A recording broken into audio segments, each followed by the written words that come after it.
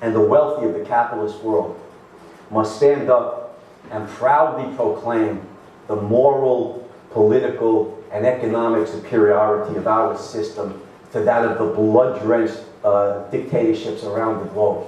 It is morally obscene for American presidents and former presidents to go around the globe in the countries of the most repressive and blood-drenched dictators and apologize for the United States. It is an obscenity for Jimmy Carter and Barack Obama to do that, and I think they ought to be impeached for exactly that. In Carter, we could do it retroactively. Now, we must boldly announce that it's only by enacting in their own countries the principles of individual rights, limited government, political economic freedom, and capitalism that the oppressed and destitute peoples of the world will achieve freedom and affluence. Now, in this regard, the Ayn Rand Institute published an op-ed essay by a citizen of Zimbabwe, a nation suffering under the yoke of the Marxist tyrant Robert Mugabe. The writer Stephen Tennant documents the numerous crimes committed by Mugabe's regime, the ongoing beating, torture, rape, and murder of thousands of Zimbabwean citizens on the dictator's orders. He points out today that because of the theft of thousands of farms and the murder of God knows how many farmers, nearly 8 million Zimbabweans face starvation. He concludes his piece with an appeal to America for help. He writes, quote, "On behalf of the Zimbabweans who desire to live as human beings, free from the shackles of Mugabe's tyranny, I have a favor to ask of you, America. No, it is not a request for a check or some other handout, nor is it a request to send over your 4th Infantry Division to liberate us. Our suffering does not give us a right to your wealth or to the lives of your brave soldiers. No, the favor I have to ask is very different and far simpler. America, stop apologizing for your greatness. Stand up and proudly champion the principles that have enabled you to earn your wealth and your power. Capitalism and the individual's inalienable right to life, liberty, property, and the pursuit of happiness. Condemn every form of tyranny and tell the world that the political system created by your founders is the only noble system the world has ever seen. Tell every individual across the globe that no matter if he is black, white, or Arab, the only path to freedom and prosperity is through ideas contained in your Constitution and Bill of Rights. To modify a saying from one of your great founders, George Washington, proclaim a standard to which the wise and the just can repair. To do so costs you nothing and will achieve much. You will give hope and inspiration to every individual in Zimbabwe, Iran, Hong Kong, or elsewhere who is actually fighting for his liberty. You will earn the respect of freedom-loving peoples the world over, the only world opinion it could ever make sense to win. And by your moral certainty, you will strike fear in the hearts of your enemies and any tyrant who dares to violate the rights of the individual.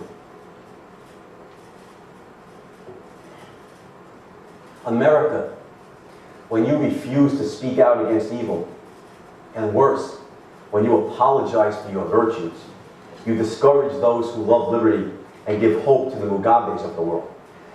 But when you proudly and guiltlessly stand up for the good, you help move the world towards your ideals. America, your moral voice is at once your least costly and your most powerful weapon. A lowly individual from Zimbabwe asks of you only this: won't you use that voice? Unquote. If America follows Mr. Tennant's advice, it will truly become a beacon of liberty for all the oppressed peoples of the earth, even more than it already is. Last point. I'm probably happier about this than you are. Freedom and prosperity are eminently obtainable by human beings. The history of the Western world in the past 200 years shows that, as does the spread of capitalism into Asia in the past 60 years. But although men have hungered, fought, and died for freedom, they have not yet understood its nature. They have failed to understand the philosophical principles that underlie and give rise to the need of it. Ayn Rand and Atlas Shrugged identified those principles.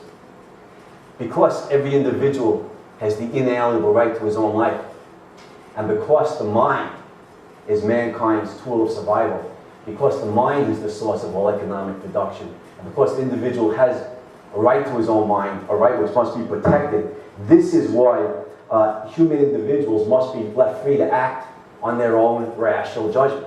They must be left free to pursue their own happiness and their own values in accordance with what their own mind, their own survival instrument tells them. It is to protect men's rights to live by their own mind in pursuit, in support of their own lives. This is why a limited constitutional government with a Bill of Rights must be established.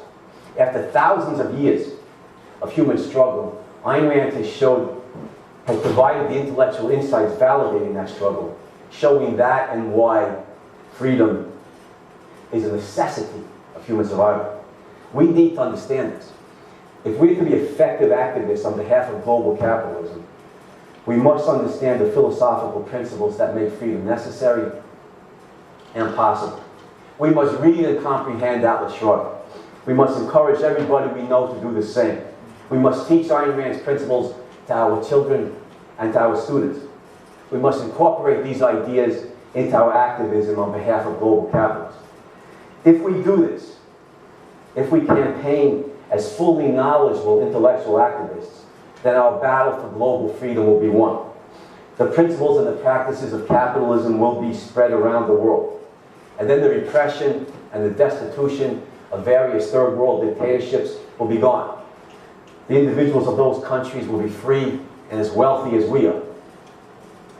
When you 6 billion people in the world, when you liberate their minds, you have 6 billion minds. God knows what's coming. There's no way to predict inventions. 50 years ago, who would have predicted the internet? Al Gore hadn't invented it yet. Nobody could have seen that it was coming, right? Nobody could have predicted the telephone, the electric lighting system, the internet, biotech. Julian Simon makes the point that the mind is the greatest resource. Ayn Rand makes that point even better in Atlas Shrugged. Liberate 6 billion minds to work on the problems of economic production, human survival. And God knows the progress we will all make and how much wealthier we can all be. Right now, the living standard in the United States is $25,000 or $30,000. Around the world, the living standard could be $25 or $30 million. There's no reason why it couldn't be. The only thing that it requires is the liberation of the human mind. Once capitalism is spread around the world, we can see the living standards and the wealth simply rise enormously.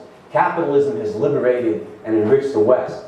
It has liberated and enriched numerous Asian countries. It can and will liberate and enrich the rest of the world. Thank you.